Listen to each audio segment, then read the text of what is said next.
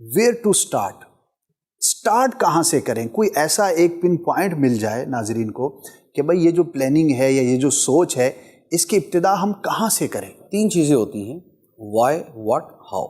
ٹھیک ہے. کیوں کرنا ہے، کیا کرنا ہے، کیسے کرنا ہے. ٹھیک ہے. سب سے پہلے تو یہ طے کریں کہ آپ یہ کام کیوں کرنا چاہتے ہیں. یعنی کام کیوں کرنا چاہتے ہیں؟ کام کے مقاصد جو ہے وہ آپ کے سامنے ہونے چاہیے، کیونکہ جتنے مقاصد آپ کے سامنے ہوں گے آپ کی پلاننگ کے اندر اتنی جامعیت آتی جائے گی. تو سب سے پہلے مقاصد طے کریں. مقاصد کی وجہ سے آپ کی پلاننگ اسی کے اوپر ڈیپینڈ کرتی ہے. جسے کہتے ہیں نا اعمال کا دار و مدار نیتوں پر ہے. ایسے آپ اسی کو دوسرے الفاظ میں یہ سمجھ لیں کہ آپ کی کارکردگی کا دار و مدار آپ کی پلاننگ پہ ہے اور آپ کی پلاننگ کا دار و مدار آپ کی سوچ پہ ہے. واہ کیا کہ بات. آپ نے کیوں وہ کام کرنا ہے. تو لہٰذا سب سے پہلے مقاصد طے کریں، ورنہ بعض اوقات بغیر مقصد کے بندہ کام کرتا ہے اور آخر میں جا کے اس کو پتہ چلتا ہے کہ یار یہ تو مجھے مطلوب ہی نہیں تھا. صحیح، میں کہیں اور ہی پہنچ گیا. جیسے کہتے ہیں نا کہ بھئی آپ نے سیڑھی لگانے سے پہلے یہ دیکھ لیں کہ چڑھنا کس بلڈنگ پہ. صحیح.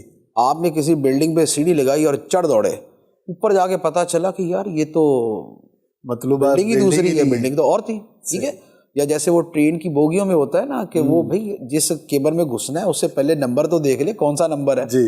ساری ایک جیسے لگ رہے ہوتے ہیں. بے ہنگم چڑھ گئے اور بے ہنگم گھس گئے اس کے اندر جا کے پتہ چلا یار یہاں تو کچھ اور بیٹھے ہوئے. اچھا جی میرے رشتہ دار اگلے میں بیٹھے ہوئے. تو بھائی پہلے ہی آپ اس کو دیکھ لیں.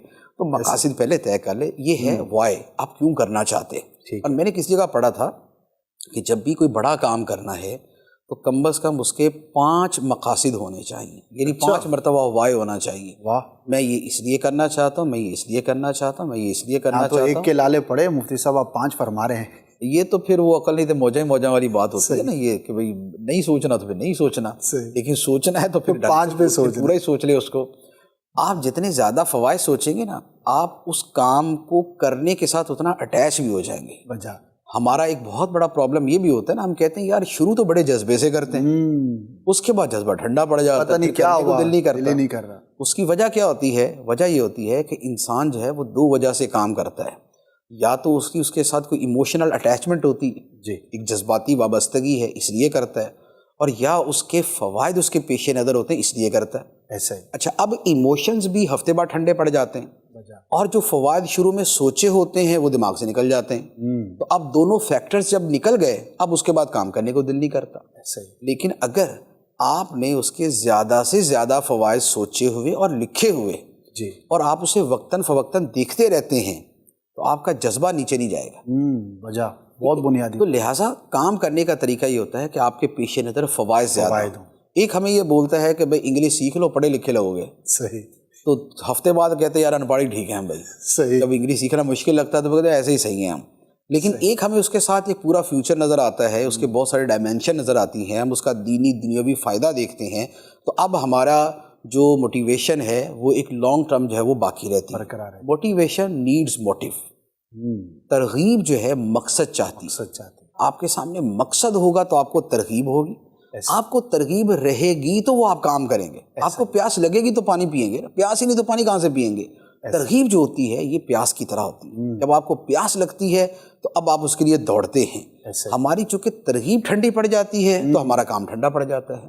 اور ہمارے ہاں یوں کہہ لیں کہ ہمارا اوور آل کلچر جو ہے نا وہ ٹھنڈ پروگرام ہے، یعنی کہ ہم ٹھنڈے ہی ہیں. اب ٹھیک ہے یار وہ مولا کرے گا، رضا مولا ہما اولا.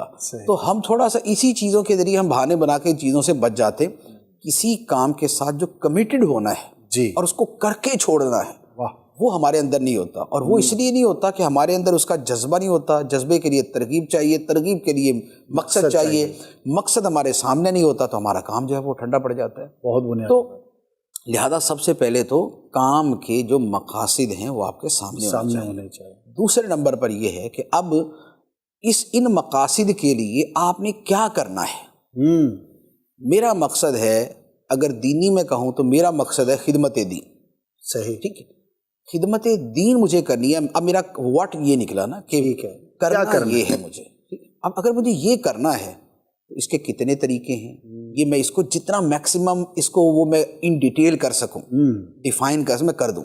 اگر میرا دنیاوی مقصد ہے تو وہ میرا متعین طور پہ ہونا چاہیے.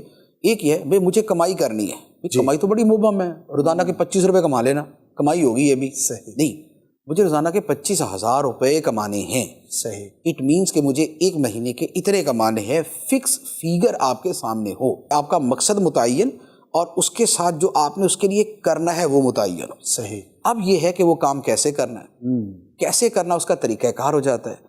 तरीक़ाकार के लिए क्या होता है कि तरीक़ाकार के फिर यूँ कह लें कि उसके इंग्रेडिएंट्स हैं, उसके अज्जा हैं उसके। अब वो क्या है कि इस काम के लिए आपको सरमाया कितना चाहिए जी, वक्त कितना चाहिए, अफराद कितने चाहिए, किस बंदे का रोल क्या होगा, कितने अरसे में ये मुकम्मल होगा, इसका जो एंड रिजल्ट है वो बेसिकली निकलेगा क्या। जी। तो ये एक एक चीज़ जो है ना ये वाज़े होती जाए। सही। जितनी ज़्यादा ये चीज़ें वाज़े होंगी आपका काम उतना ही ज़्यादा आसान हो जाएगा। बहुत खूब। तो लिहाजा काम अब क्या क्या है, कब कब करना है, कितने अरसे में करना है, कब इसे मुकम्मल करना है, कौन सा काम किसकी ज़िम्मेदारी होगा, इस काम के लिए अखराजात क्या चाहिए, वो अखराजात आपके पास है या नहीं, अगर नहीं है तो आपने उनको कहाँ से हासिल करना है। तो ये आपका बेसिकली वो पूरा जिसे आप प्रोजेक्ट प्लानिंग कह सकते हैं जी। और आप उसे लाइफ प्लानिंग कह सकते हैं, ये वो बनता है। सही। तो जहाँ जितना ज़्यादा आप इसमें क्लियर होते जाएंगे उतना ज़्यादा आपकी प्लानिंग जो है वो खूबसूरत होती जाएगी। सही। और उसका रिजल्ट उतने अच्छे तरीके से